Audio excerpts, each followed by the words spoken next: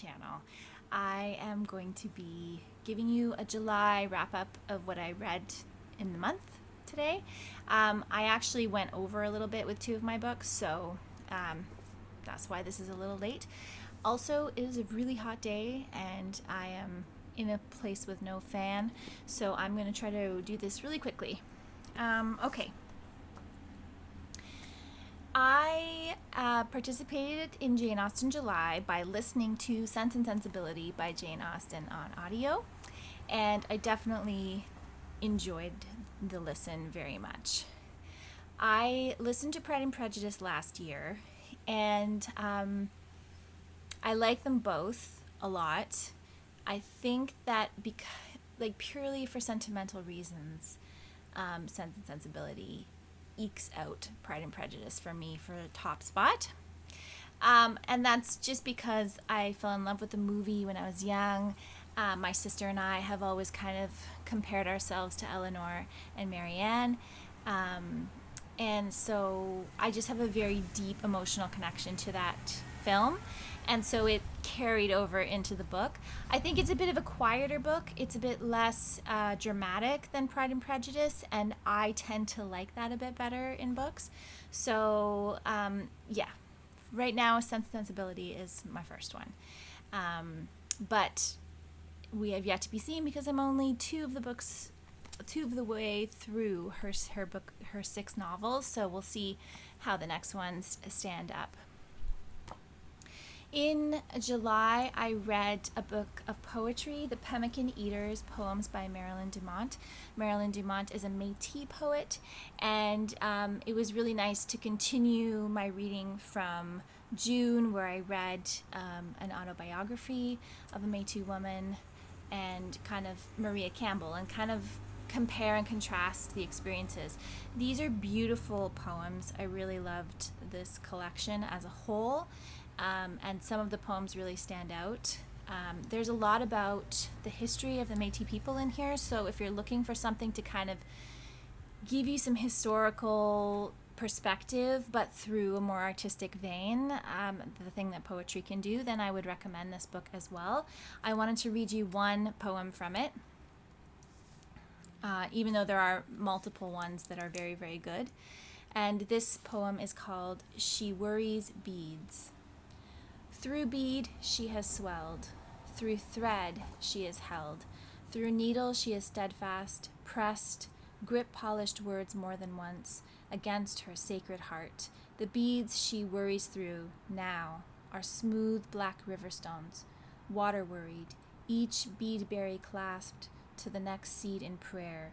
Mayo Saint Anne, a bead for every morning of her thread pulling through, Napu, Oasis, Maskihikai, hides, needles, owls, shawls, beads, seeds trail her, black seeds strung in rosaries hung above her bed.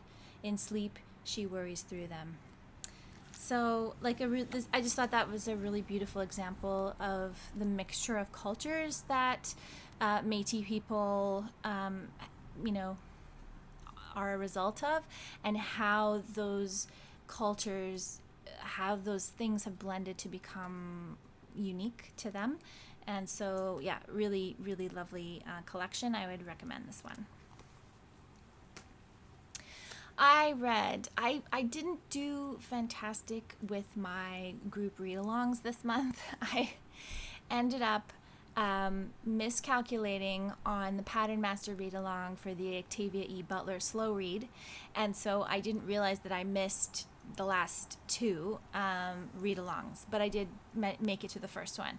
So Patternmaster was the final in 4 books in the Patternmaster series, and as always, Octavia Butler takes you on an adventure. She just jumps you right into the adventure, and you just have to keep up, and it's just so effortless and so entertaining to do so. Out of the 4 books in the series, I believe the first one, Wild Seed, is the best. It just gripped me and brought me into this world and really kept me engaged. Patternmaster is a very short book.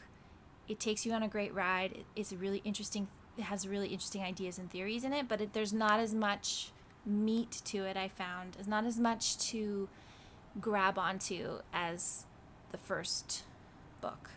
So as a series, I think it is a good idea to get Seed to Harvest, which is the compilation, and read them all together.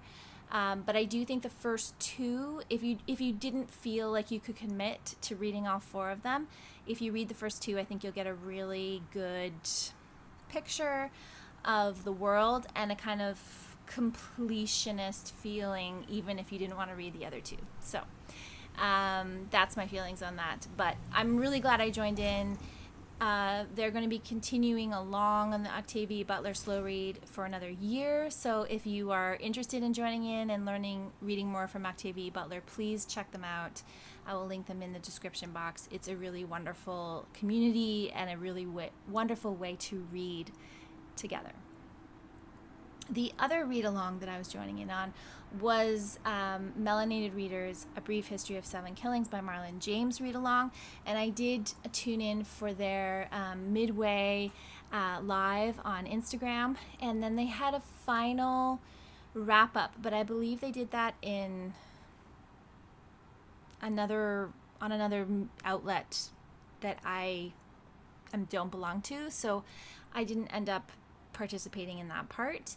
And I went into August to finish this book. It was over 600 pages. It took a long time.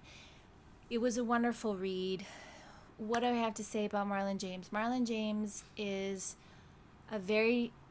having read two of his books now, I feel like I have a distinct idea of his style. If you have a hard time with violence, if you have a hard time with crude language, then I don't think Marlon James is for you. But his way of writing for me was just very compelling. He got me through over 600 pages of ghetto gang violence and CIA intrigue. Okay, so if you know anything about me as a reader, you know that I'm not really into that. But he got me through it. It is written in each chapter being from a different perspective. You follow a cast of at least a dozen characters. You can also know that that doesn't always work for me as a storytelling method. Sometimes I love it. Sometimes I can't follow along. I was able to follow along in this. I think he is a brilliant writer. I'm so glad I read it.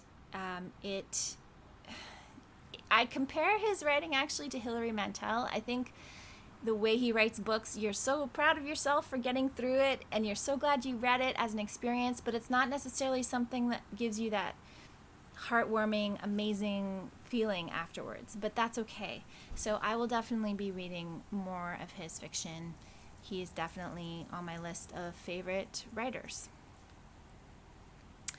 The first book I finished in July was The Labyrinth by Amanda Lohrey, and that book actually won the Mouse Franklin Award, which is out of Australia. So that's fun that I got to read an award-winning book, and I really, really enjoyed it. It is not a plot-heavy book. It is one of those perfect books where you just settle into a few months in the life of a character. You get a little bit of backstory. You get a little bit of other characters that are surrounding this person as they're going on this journey. Some great setting writing. So it was set on the coast of Australia, and I really enjoyed. I felt like I was there. I felt like I was in the atmosphere. I wouldn't say the nature writing was very intense, but it just had a really nice setting to it, really nice rhythm. You are following our character as she is negotiating middle age and finding out who she is separate from all her son, her husband, her father, her brother, all those things. So in that way, it's a very empowering story. It also has some interesting side characters and their journeys and what they endure, but it doesn't focus on any of those issues in detail. And I thought it was really well done. I think if you're looking for a nice after, weekend read that'll give you some things to think about, then I would recommend The Labyrinth for sure. Okay, I also read The Land We Are, which is a compilation of artists and writers that unsettle the politics of reconciliation. This is mostly Canadian artists, Indigenous and non-Indigenous, but there is also at least one writer from the United States, Indigenous writer from the United States.